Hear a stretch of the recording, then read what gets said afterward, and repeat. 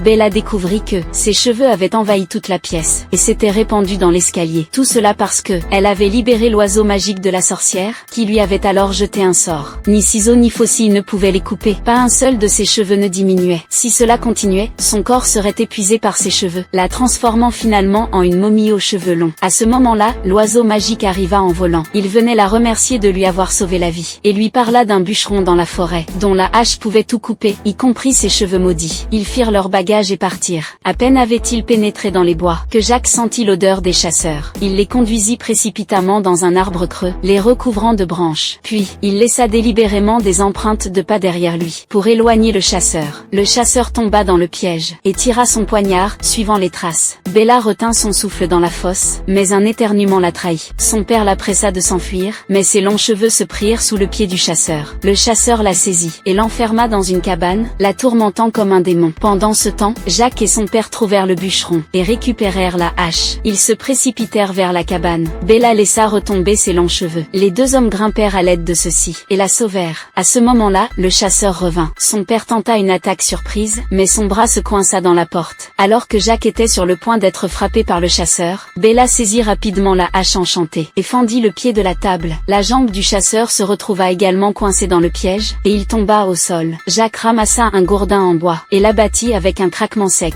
Enfin, tout s'était